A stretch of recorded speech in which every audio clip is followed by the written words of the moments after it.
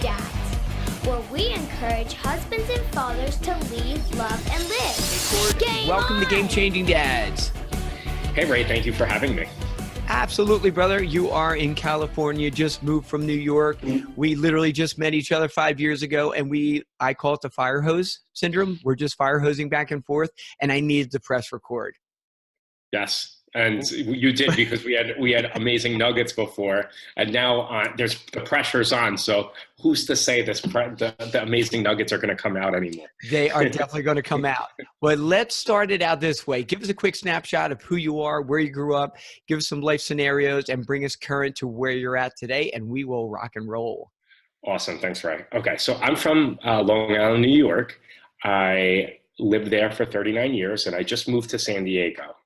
As a little guy going to school, I was really discouraged because I grew up with ADD and dyslexia, and being in a school environment it made me feel not good enough. And I always wanted to be validated, but I looked out the windows knowing that I was in my little jail cell, and my prison. And I needed to find a way to something out there to give me confidence. So I always encouraged my parents or ask them, please put me in ice hockey, which was an expensive sport, and just like it is today.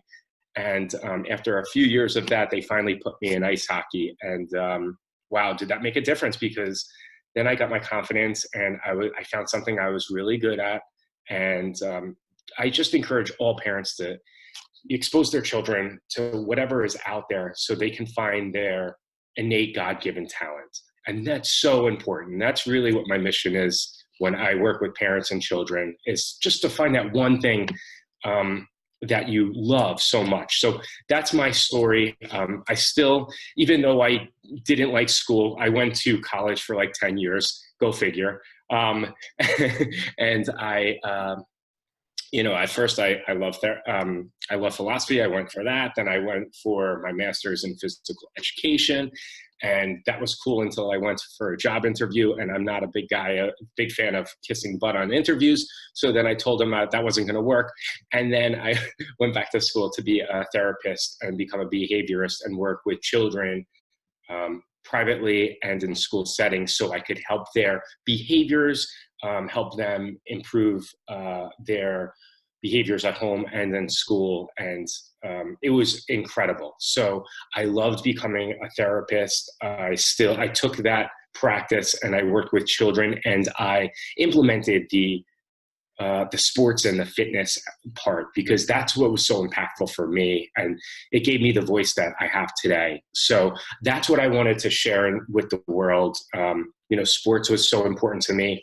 Therapy and having people encourage you and then push you and then slowly take their hands, or, stop coddling you until you had enough, I would say, confidence to do it on your own. And that's what I really encourage parents to do. Don't necessarily focus on what the world or what the Joneses or what your neighbors want for their kids.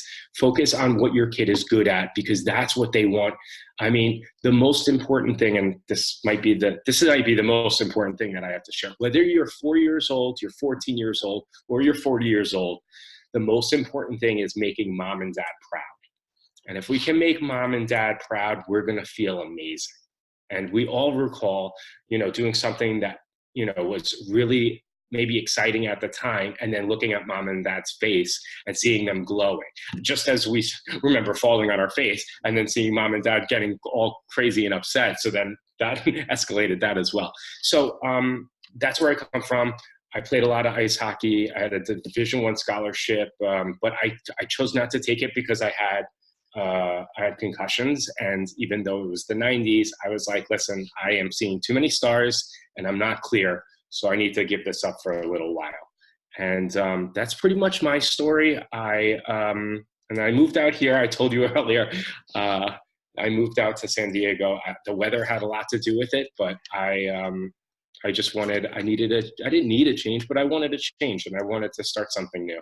So that was the reason for the move. And I love the weather and I love the people out here, although it's like a totally different world. I'm a little too abrasive for these Californians, but I'm becoming more flexible and I'm calming down. So Hey, that's it's like night and day. I mean, you're talking, when you said New York to California, now you're in San Diego. I'm like, wow. Yeah. It's quite a transition. Totally get it. So every time I roll, so we're in Florida. Every time I roll back to Philly, and I'm just like, wow, I was here for 41 years. Love my Philly peeps, no disrespect, but you guys are tough. Well, we're both from the Northeast, so we get it. Something really cool you just shared with. So I'm going to share and brag on my 11-year-old. I have a middle schooler, and let your kids experiment. Just because you didn't do it or, they're not following in your footsteps, it's okay. And quick story, all my kids are hockey kids. We're still playing roller hockey down here on the beach, which is awesome. 2 weeks ago, just started middle school, 6th grade. My daughter's into it. She comes on a Friday and says, hey, I want to try out for the volleyball team. Cool. Great. Volleyball sounds great. Saturday, we're packed. Sunday, we'll talk after church. Did you just say volleyball? She's like, yeah, volleyball. I'm like, we don't own a volleyball. You've never seen a volleyball. What in the world do you know about volleyball? Long story short, she trains. I trained her. I have no clue. Go to a volleyball player if you want to be a good volleyball player, not a hockey player. Sunday, for about an hour out front of the house, she makes the team on Monday. It was a double tryout, Monday and Tuesday. She makes a team out of 50, 60 girls. That's amazing. And if I would have been like, no, I've seen parents like this. And let's talk about the psyche behind that. Oh, hey, dad played hockey, no front teeth, can cut or what. You need to play hockey. The psyche behind that, because you're not letting your kids grow and be who they're meant to be. Do you see that a lot? A lot of parents live through their children. And unfortunately, it becomes all too serious where whether the child is 5, 6, 7 years old and the parent is getting frustrated because maybe they're letting the parent down. It's very unfortunate. And that's why you see these parents on the sidelines getting so emotional and losing their composure and acting they're not acting responsible, but they're just overreacting. And it's quite embarrassing. So much like when we are, where in Florida are you? Fernandina Beach. We're right below Georgia. Literally go out to the beach, you look up, you see Georgia. Right. Oh, that's Jacksonville. Never been over. That's amazing. Okay, so you're away from the storm. If you ever want to come over, we have plenty of room here. We're literally, the beach is right out back. About a 2-minute walk. Come over, hang out. We'd love to have you. How's the ice hockey? Is the ice hockey good? No ice hocky here. I've been playing roller for about 30 years. Oh, wow. I switched over when I was about 27, and I run all the we have a free league that I started. Oh, awesome. For kids that don't have any money. I got an old truck. We have a bunch of equipment, and kids can show up with a bike helmet, and we train them. We have fun. We invite everybody to church, kind of my ministry, and we have a good time. We got about 20 adults show up too. All right. Listen. This is your interview.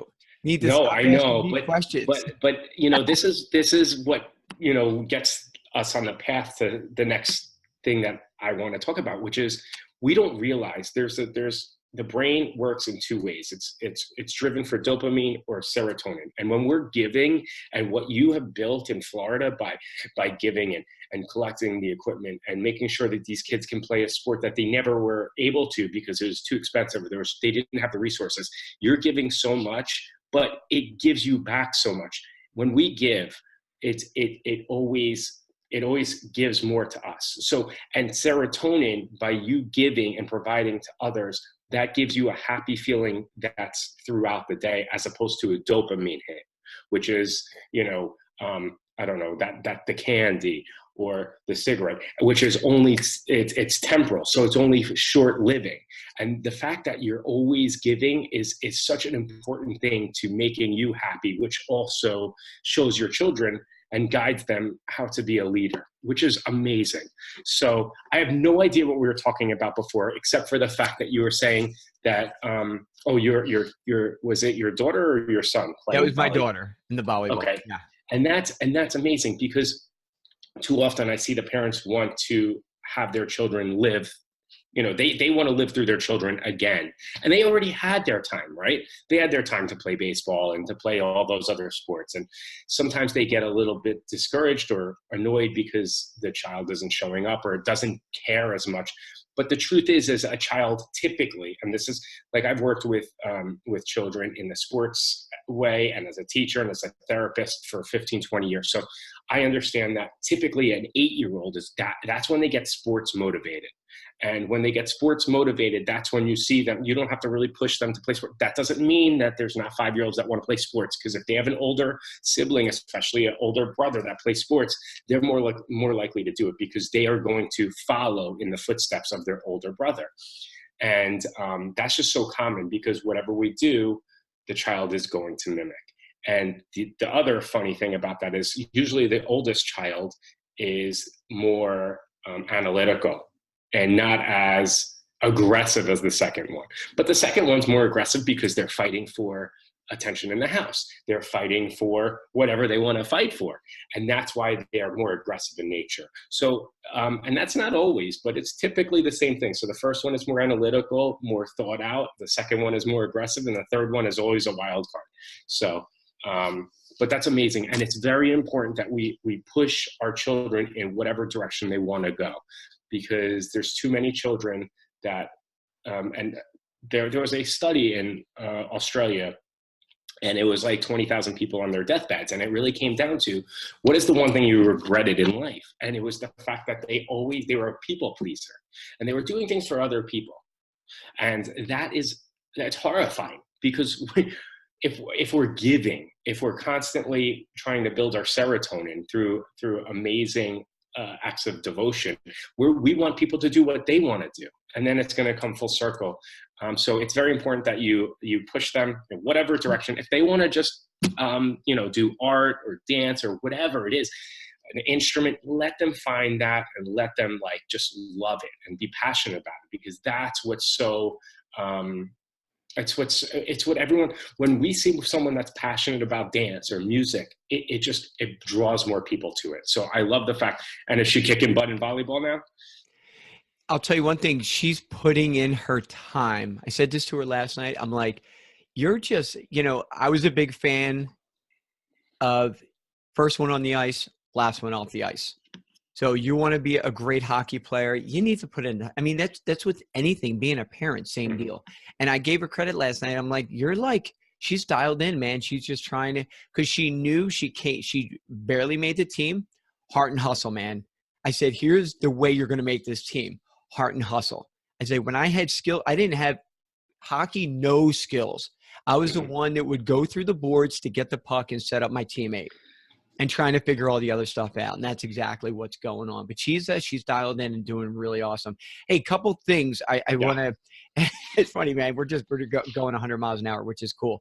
First off, pronounce your last name. Angelucci. Angelucci. Awesome. And what is your diet, buddy? You're how old? I'm 40. Right, you look like you're like 25, dude. I'm looking at and I'm like, dude, you are looking, that's ridiculous, dude. You look awesome. Yeah. So men don't even say that. I like that. But yeah, you look great, dude. You're doing a great job, whatever you're doing. Keep eating or shaking. Well, I'm actually like a fitness and life coach for CEOs and business owners. And, I was doing the child therapy thing for 15 years. And when I made this move, I wanted to, we get older and children, if I had my beard or if I had gray hair, they don't look at you the same. They want someone that's a peer, and they want you to be just as silly. And I'm still as silly. It's just that I need to make a transition to a different part of coaching and helping people in my life. And that's what I'm doing. So I am so about functional medicine, which is, basically everything we eat is our medicine. Everything we put in our mouth is our medicine. And, it's about finding the root cause of when you turn 40 and 50, the body breaks things down differently. So, that's why you hear a lot of things about gluten and stuff like that. And I don't want to get into all that stuff, but eating healthy fats is the way to go. And keto diets and stuff like that. I'm not going to go far into it, but it's very important for all of us. Just be mindful of what we eat. Shop the perimeter of the supermarket, because those are the whole foods that are going to give. If you're eating something that's not going to give you nutritional value, maybe just leave it in the supermarket. And our environment is so much more important than our willpower. So I find that with my clients, if their wife has always been mindful about what they eat and bring home for the child, my clients, who are typically men who are business owners, they 85% of the time will jump right on board and they will kick butt because the environment is already there, But with other guys that have a wife that aren't so mindful about what they bring home, not so much. So it's a 50-50 there, but our environment is so powerful because, and we're talking about like food and we're talking about nutrition or whatever we're doing. But it really comes down to always the environment. And, you want your kids, and it's something I talk about in the past and right now. It's called breakfast because we're breaking our fast. It's not something that we actually did in the past. And, for a lot of children, and they have cereal for breakfast, but to me, that's just like having dessert for breakfast. So it's milk, it's sugar. And I know I don't want to get necessarily into that, but let's just make and eat all the healthy foods out there. Okay. I'm sorry. I'm done with my rant. Which is awesome. So as we're eating Lucky Charms this morning, and I totally get that, but it's funny, we're trying to we grew up with Oreos and we grew up with a lot of junk food. So when I met my wife, we got on track. We did the P90X and, 51 years old, I want to be the 51-year-old that doesn't look like all the other 51 years old. Got my running this morning. I eat really good. I usually skip, what's funny, the whole breakfast. I usually skip breakfast and then I'll have a protein shake here in about an hour. But then I don't know, we try to balance it out with the kids because I grew up on like cereal. It's quick, easy. We have 3. It's nostalgic. But we also do a lot of veggies and things like that. So it's almost, we're hoping we're kind of balancing out, not just, hey, cereal 24/7. If it was up to me, I'd eat donuts all the time, dude. Come on, buddy. Yeah. And that's the important thing is just, if you can get that nutrition in, and I really the cereal is fine. I just want people to be aware of it because that's the first step into implementation and change. But if people are getting those smoothies in and just a little bit of greens, they're practicing the right habits. And that's all it really is. Everything in life is just practicing. Practice makes permanent, and it's just tiny little habits that you can do every single day, So it's always balance, and it was always 80-20, and 20% of the time you can make those fun decisions. But, it's always about habits. So I'm running this morning, and I've done this with my own body, right? If you want to lose weight, okay, whatever you're eating during the day, I get it. Keep it the same. Stop snacking after 8 o'clock. I fluctuate 7 to 10 pounds, and I literally stopped for the last week because I'll get so I do peanut butter, Hershey syrup, or just chocolate chips right in the peanut butter jar. Don't ever come to our house because it's pretty stinking gross if you're a germaphobe. And I literally knocked it off for a week, and I'm down to 178 again, not 188. And I'm like, a simple step. Because your body, you get it in you and you're sleeping and you can't burn all that stuff off. And for men, it goes here, or you got the old, a guy used to call me man boob up in Philly. Thank you, whoever that was. And crazy. Hey, let me totally jump another way here. So we're talking about coaching, talking about my daughter. So I have 3. I do have 2 boys that live right across the street that I'm just a father figure for. Great kids, 19. And I think Dylan is 11 or 12. What I'm getting to, so all these kids are really, really good at hockey. My kids have just been blessed, and they've been, when I was up in North Carolina, I was running a lot of programs. I've been coaching for years. So tell me, as a coach, I find myself not playing my daughter or my son or my other sons a lot, but keeping him with everybody else. Literally when they win a shootout, we do a shootout at the end of practice. When they win a shootout, I'm literally inside, but I'm kind of I don't want to be the guy, oh, look at Ray's around the program and his son just kicked everybody's butt. And so I try to dial it down a little bit because I'm aware of how other people come across. Now, if it's someone else's kid or a brand new kid, yeah, you got your first goal. I mean, there's some psyche with that, especially when my kids, how does that work? Does that make sense how I do that? I try to like lay back and not be, maybe I need to be just as excited for the new kid as my kid, but I don't want to come off like, oh, coach's son. Oh, that's so funny. Now, if my kid stunk, and I've been there and done that up in Philly, the son was horrible, and the coach would play his son all the time. Dude, that's bad. Don't do that. If your kid stinks, let the other kids play who are better. Well, yeah, I think it really comes down to, I mean, it matters what league it is. If it's a competitive league, you put the best players out there. And if, you're always going to want, you're always going to want your child to do the best. And just like you always want to do the best yourself. And there's nothing wrong with that. And I think it's responsible of you to hold that in a little bit. Right. And I think it's okay because there's a couple of things here. Like if you were to watch, some of the, I wouldn't even say the greatest hockey players, but even some of the soccer players, like Messi, for example, he scores a goal and it's just part of his game. He expects to score a goal. So when you're expecting to score a goal like Wayne Gretzky and you score a goal, that's just something that you already had in your mind. So celebrating, it's not a huge celebration because you already knew that was the outcome. You already knew what you were going to do. So I think a lot of it is mental. And then the other thing is you also we constantly are comparing, not like it's good or bad, but we're comparing and measuring ourselves against others. So it's always good to have someone, and that's why, going in the corner, being scrappy, getting the puck, passing it to someone for an easy goal. An assist is so much, to me, is so much nicer than getting a goal because I love giving the puck to someone that doesn't really score, that they're glowing. There's nothing better than that. So I think it goes both ways. It's very important for, if someone's going to win the MVP year after year after year, I think it becomes desensitized because the other players want to kind of get there. And you said it earlier, work ethic is always going to be talent. It's always going to be talent because my favorite example is the Patriots. And I know you, I'm assuming you're an Eagles fan.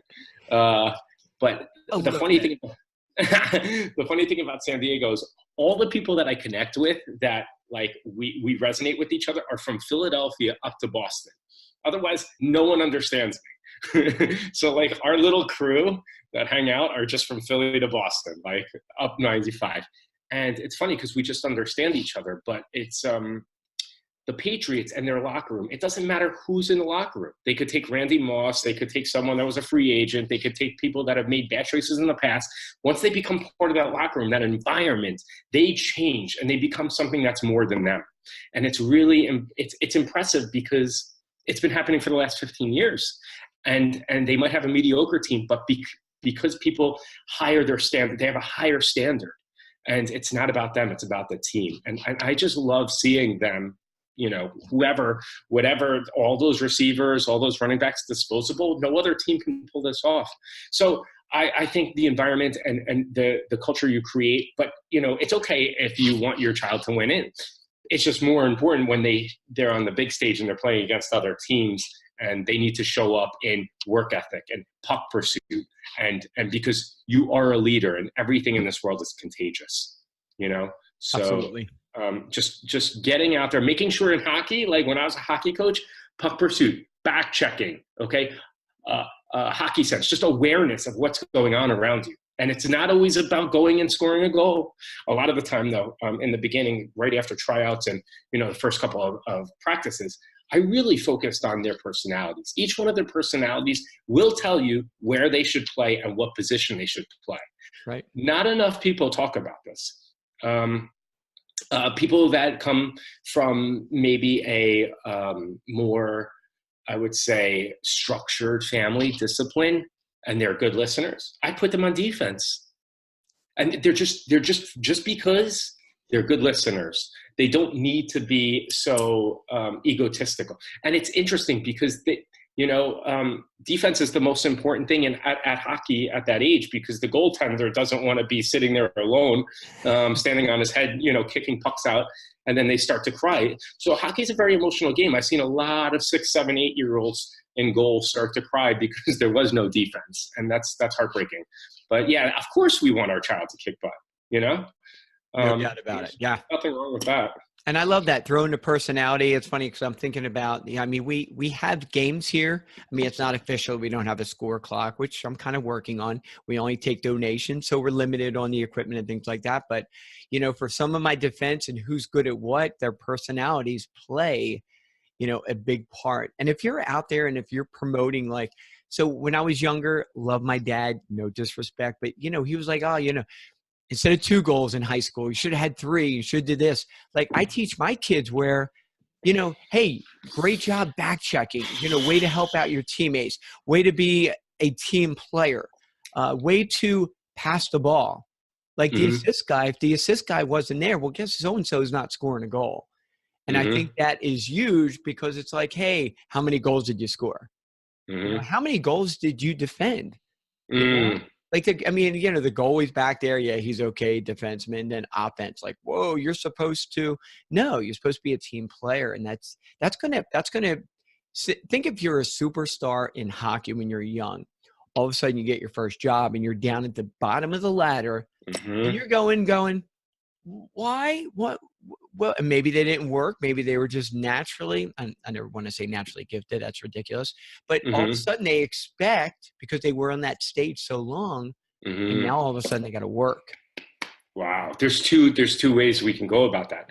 One problem that I see happening in America now is everyone's getting a trophy. So children don't even know what they're good at. And then the other thing is, sports are sports are beautiful, and it's a better lesson in my world. It's a better education than school. Because in school, you're not taught business. You're not taught finances. You're not taught to collaborate with others that are going to help you rise. And in sports, you understand that work ethic is more important than when you hold on. In the beginning of sports, first of all, you tell someone to back check, and they think they take it literally. They think you're hitting someone in the back. That just means when the other team gets the puck, you're skating your butt off as fast as you can to get back to support your goalie and your defense. That's what back checking is for anyone that doesn't know hockey.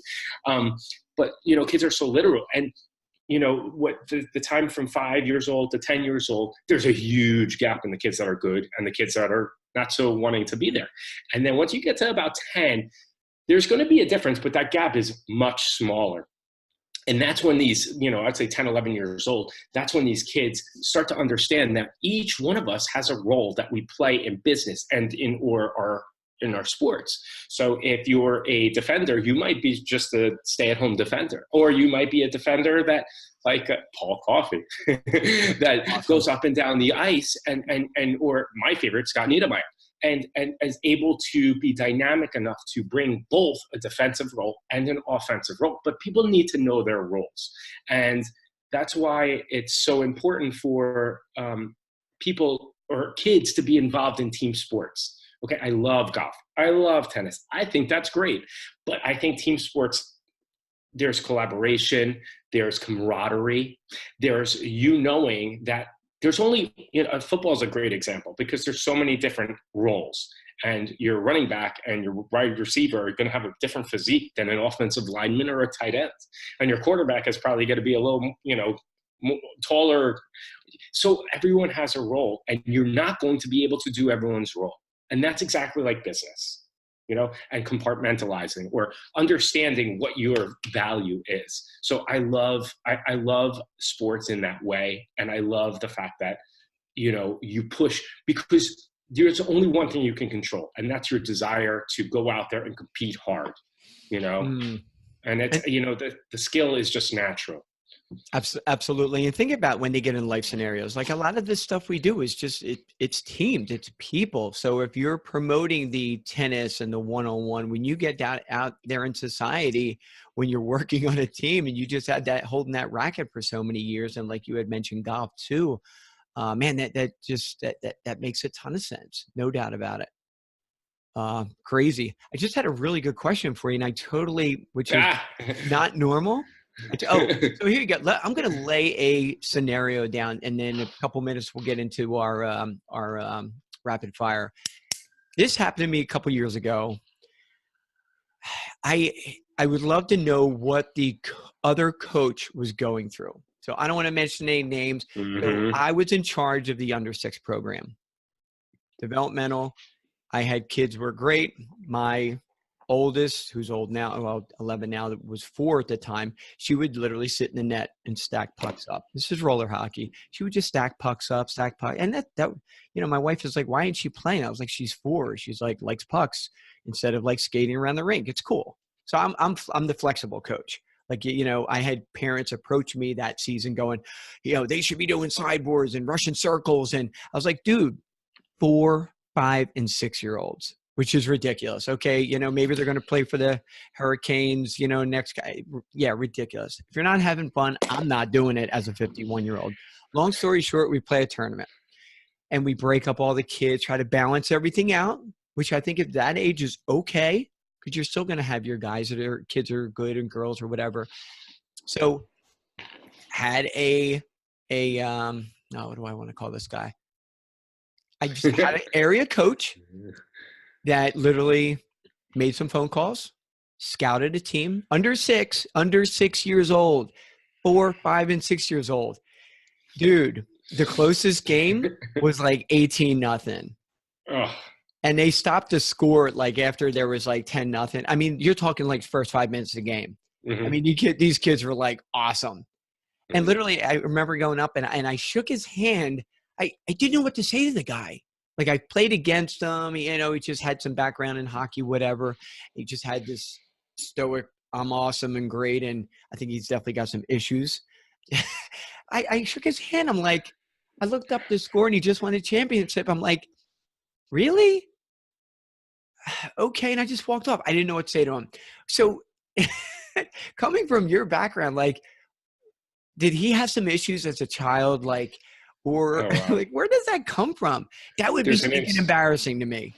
I played the world championships in mid 90s and we beat, I think, team roller hockey. Holy cow. Yeah, I was playing in that also. That's interesting. But I separated my shoulder in ice hockey.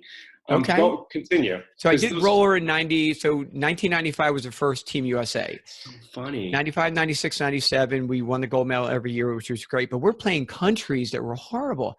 And I remember I became really good friends with a lot of the Team Mexico players. But we beat them like 41-0. And I felt horrible. So this guy just smokes everybody. What is up with this coach? Getting all mad now.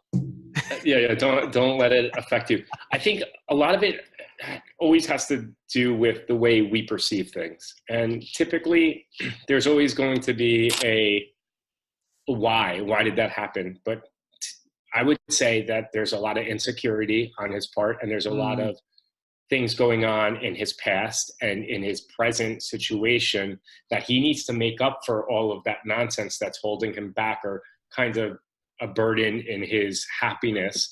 And he's making up for it with this dopamine, right, shot of winning, 16-0. So it's just a facade. It's not going to make that man's life any more pleasant or him proud of himself, or his, if he was 40 years old, his parents proud of him, because that's just not the right thing to do. The right thing to do is to understand losing is, as you know, is just as important as winning. We have to understand that through the course of life, in business, in other aspects, we're going to lose. We're going to lose people in life. It's called death. It happens every day. And we're going to lose people through all these challenges. But if we didn't have these challenges, we wouldn't rise to the occasion. We wouldn't be stronger. We wouldn't have more, and that's why we need support. And that's why we need other people that are going to be there for us.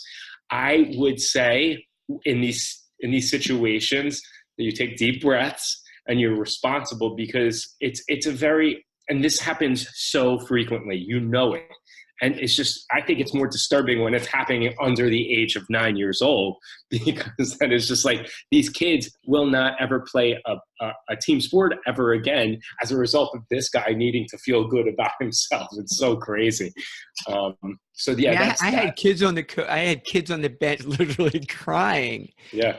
And I'm like, oh, I just want to go. And Philly comes out of me every once in a while. I just want to go out and punch him. And I think I did play against him in a tournament, and I tore him up pretty good, FYI. But I don't. I guess I was, born and raised different, and compassion, and which is a huge word. And it's just, I don't know, man. Well, it's just not right by the kids, and it's not even right by his kids, because no one feels good about themselves unless they're following through and delivering on something that's challenging. No one wants everything that's super easy. We know what our level is, and for something like that to happen, it's discouraging. But I would encourage parents or coaches not to even think about it. Just let it go. The most important part of everything in life is communication. And it's not what we say, it's how what we say sounds and resonates with the person that's hearing it. So in a situation like that, when you're going to, because this happens in hockey tournaments all of the time. And when I say hockey tournaments, I mean probably every sport, where you have a team that is kick butt in every regard, but then they go to the lower division so they can make sure that they get a trophy, because in their tournaments at home, they're getting destroyed. Mm-hmm. So this is psychological stuff, but every parent needs their children to feel success. So I would encourage parents, coaches to be real with your kids. Don't set them up for too often we set our children up for failure. So if we know there's a team that's going to crush us, let's be like, listen, they're not in the right division. We know that they're a better team. We want to go out there and we want to make sure that we put our best out there. We try our hardest. Let's just do the same things that we've been doing. And you're going to probably get emotionally connected and upset about this. But this goes to show you that maybe, if you want to step up and get to this level of hockey, this is going to be the pace and the speed that you're going to be playing at. And a couple of these players are going to be playing D1 hockey. So now you're taking something that could have been something that's so heartbreaking and make it into, well, A, if you desire to get there, this is going to be the speed that they're going to be playing. B, they're going to be playing a high level, maybe even NHL. Maybe you'll be playing against future NHLers. And then C, you try to make it into something that is more of an experience that they're going to remember than something that they'll forget, or something that they could be proud of for being part of. Like, this is it's very difficult, and we don't want our children to fail, and especially fail that hard. But, we just being honest with our children, that's something that we've lost sight of.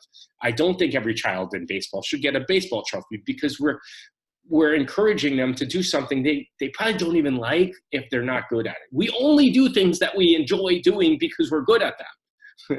That's what's true. And if your kid stinks, sorry to interrupt you, but if your kid stinks, he or she stinks. Right. I mean, I had a conversation with my daughter the other, and I said, hey, do you remember when you first started a couple of weeks ago? Like, you were horrible. She's like, Dad. I'm like, okay, tell me different.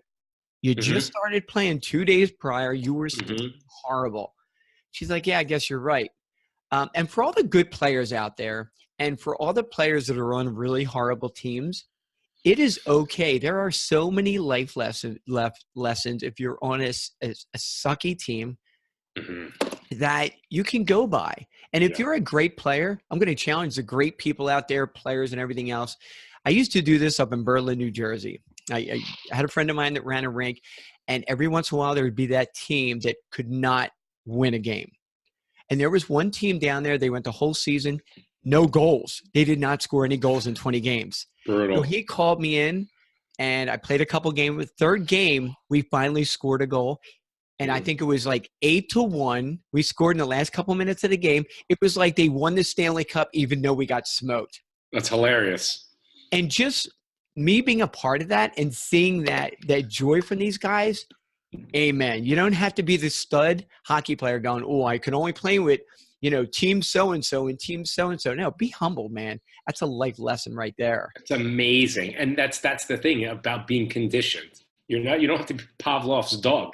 It could be the Cleveland Browns. If they won one game last year, it would have been the Super Bowl, right? So, and the other thing is the culture of whether you're winning or losing, it's contagious. The Browns should have just won last week, but they don't know winning, but it's great that when you scored that one goal, the children were, like you said, won the Stanley Cup. It was adults. It was adults. League. It was an adult league. It was adults. You were on. Okay, cool. That's cool. So, there was a couple of things that, as we were talking, I just remembering a couple of things, especially with sports. And it's so important because when a child, they need input. And too often we put the child in the car. We start yapping at them, telling them all the things they did wrong. I would like that to I want our expectations to become appreciations. So we have expectations we lay on our kids or our kids or the kids that play for our team and their expectations. And if we can just say, or build the conversation or communication, the line of communication by saying, great job, great job, great job. I think you could have improved here, right? But if we set them up with 3 wins, so the child is in the backseat going, yes, yes, yes, and then you slip in a subtle, it's a more effective, and they will listen. People don't listen. Children do not listen unless you're telling them that you love them or they're doing something right. I'm telling you. So I encourage parents, if you're frustrated by your child not doing this one thing in whatever sport it is, record them. This feedback, and the feedback, I see that they're only going 75%. They might not be bending their knees. They might not be puck pursuing, but they might realize they don't even like what the sport they're playing. So even if you just record them for 2 minutes, you're going to give them so much insight because they're finally going to be able to see themselves with a different perspective. And like I said, make those expectations appreciation. So whether the child, and this is just at home, if your child, get ready, let's go to bed, brush your teeth. If they brush their teeth the first time, you say, thank you so much for brushing your teeth the first time and being such an amazing older brother to your, sibling, whatever. And when you start to thank them and make this expectation that you assume is going to happen into an appreciation, watch, and you let them know with feedback, watch how that completely transforms the rest of the house and the younger children. It's really amazing. So yeah, record your children playing sports so that they can critique themselves. Who critiques anyone more difficult? We're always talking in our own ear for that we're not good enough. So let them do it. They already hear your authorization with the schoolwork, with the, brushing your teeth, with the shower. And so just don't be so tough on them. I know it's easier said than done. Absolutely, man. No, great. First of all, man, totally appreciate your time, man. Awesome information. It's funny. You're one of these guys. You're my new best friend, FYI. Yeah. And we could probably go on for hours. Totally. Just love what you're doing out there. Love what you're doing, especially when you're involved with kids and things like that. And, kind of your background. Of course, you're coaching too.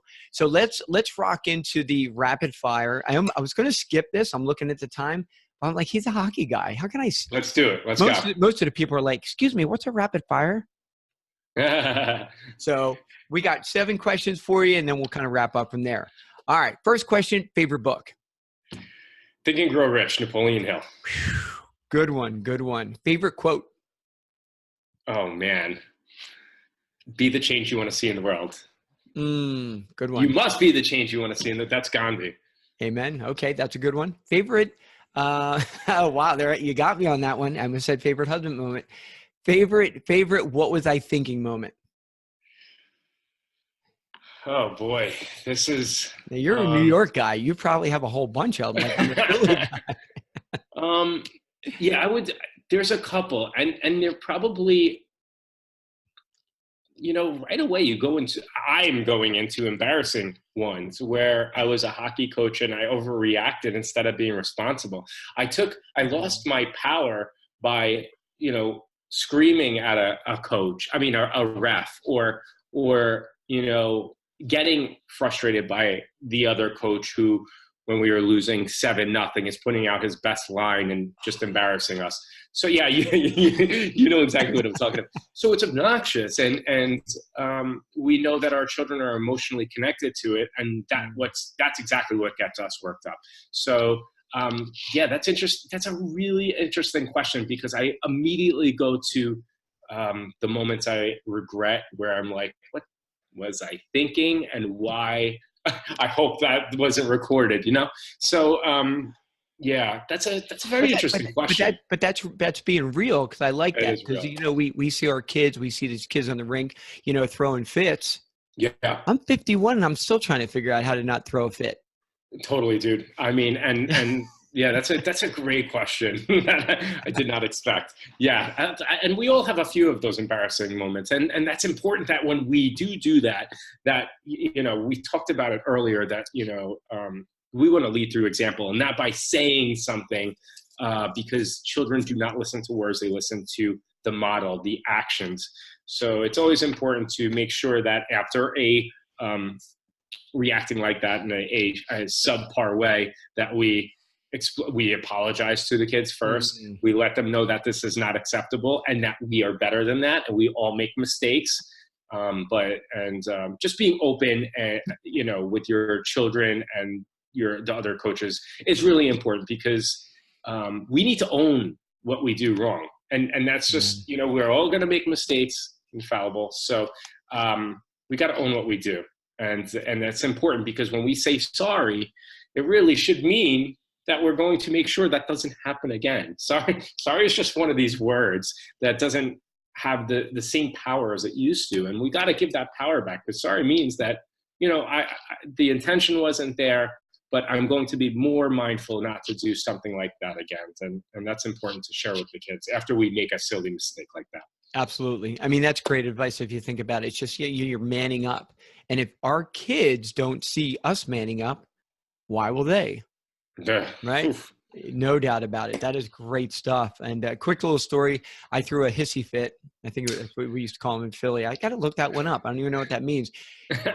And we have our league and our adults a couple weeks ago. And for some reason, all the good guys put on a particular color shirt that I don't have on. So I'm on the other end. So literally, I got my boys down here, and I'm like, I get a game plan going. I was like, okay, I know what they're doing. They're beer leaguing us. That's what I call it.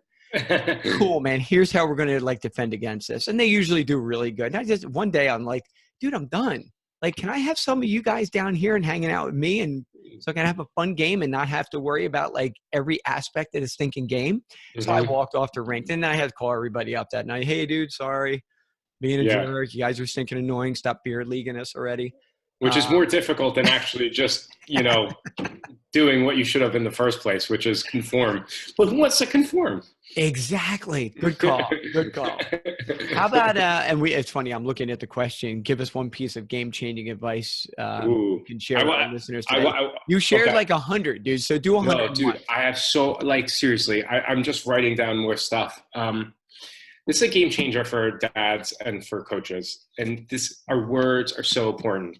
As a child, I would hear, you should be seen and not heard, or not. Well, that's what I heard also. That wasn't what I wanted to say. Sticks and stones may break your bones, but words would never hurt you. And, through all of the courses and the self-growth work and what I've been doing for the last 3 years, I've realized that is the most opposite that's true. And my father called me stupid because I wasn't very gifted in school academically. And that stuck with me for a while. And in the last year, I've been really working on not calling myself stupid. So this is the game changer. And this is whenever you're going to use the word stupid, because it's just one of those words that comes out without us having real meaning, right? We don't want to hurt or affect our wife, our employee, our child. So I want you to substitute the word stupid with silly every time. That's so silly. You're so silly, because it doesn't have that same lasting effect on your children. And if you could do that, if you don't use that word, that's great. But I would say, just if you can substitute that word, that's a real power move, and children won't take it as offensively.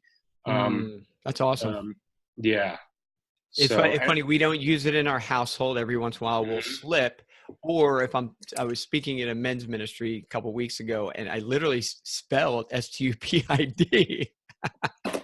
that's smart, I dude. don't want to say it. You know what I mean? Yeah. But the whole Yeah. silly thing, I totally get that. Absolutely. And the other word is can't, right? You know, Yep. and that's a bad C word. Words. And Yep.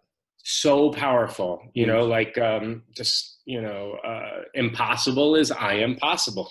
But when our subconscious really dictates 95% of what we do throughout the day. And if we're not more considerate of what the words that are going in and out and who is saying it to us, because we obviously have more weight with our parents and maybe with our teacher or our coaches.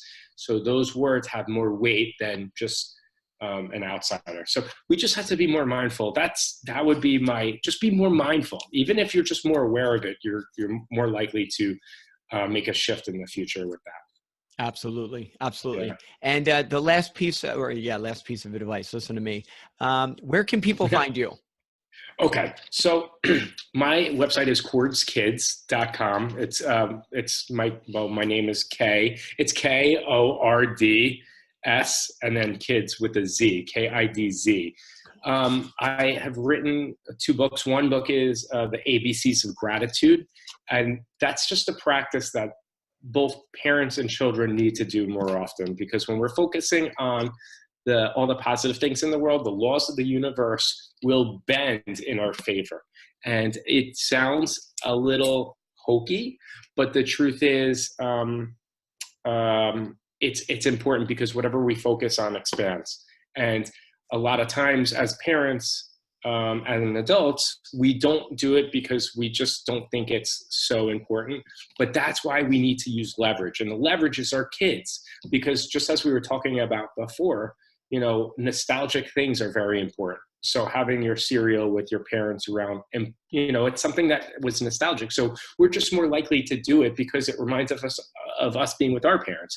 So if you can break that chain and make something like in the morning or like at dinner, 3 things you're thankful for. And I call it the ABCs because it's on the first day, it's going to be 3 things you're thankful for that start with the letter A. And then, because what I found is when I was doing this exercise with all my clients is, if you give them 3 things without making it niche-y or like zoning down, people can't think of anything after 5 days, which is hilarious. But if you break it down to a letter, then they're more specific and it's easier for them to find something. Airplanes, avocado, air, anywhere. So that's one thing. And then the other book I have is Children with Superhero Confidence. And it's a book based upon the vision or the perspective of a child, and why it's so important for parents to be proud of their children. And, pride is so important, and just, exposing, like I said earlier, exposing their children to things out in the world that the child's going to love. And the parent might not be thrilled about because they had this idea of what they wanted their child to be. And that's the expectation. We don't want those expectations, because the child's going to be suffering because they want to make you proud, but that might not be the thing that they're naturally geared to do in their life. They don't have passion for it. So you have to be more flexible as a parent. And when we are communicating, or a coach or a teacher, when we are communicating with our children, we have to be more understanding of what's going on in their head. And, that's why it's so important to make our expectations into appreciations, let them know how important and how blessed we are to have them around. So it's all very, very subtle practices, but that's why it's so important to kind of, if I had like a PDF or like a little workbook, even if you look it over once a month for 2-3 minutes, it's just constant little reminders. But that's the way all the important keys to life are tiny little subtle things that if we just, listen or look at it for a couple of minutes each month, we'll be like, oh yeah, that's what the big picture is. So, kordskids.com. Yep, go ahead. Yeah, no. And I'm going to have a couple of books. It's going to be Children with Superhero Confidence, and it's going to be ABCs of Gratitude. And the most important thing is just taking a deep breath and just being responsible before you react, because everything that you do, you are the world to your children. And they watch everything you do. You don't even know. Even when they're 1 year, like they're 6 months old, they know everything you're doing. They just can't let you know because they can't talk. So everything you do, you have to be very mindful of everything you do because they are going to do it. And, you know, be the change you want to see in the world. And there's so many good quotes out there. One of my new favorite ones, and now I'm going to butcher it. It's like a Henry Ford one. When everything's going against you, you must remember that an airplane gets lift going against the wind. So like, and I definitely butchered that, but it was somewhat close. But it's good. You know, like when we have challenges, that means we're getting closer to making that breakthrough. And that's huge. You know, it's the hardest job in the world. And you know, I am not a parent, but like I've worked with thousands of kids, and we need to know our audience. You know, one of the most important things in every child, each one of your child is, as you know, is completely different. So you can't manage any of them like, you know, like they're a collective thing.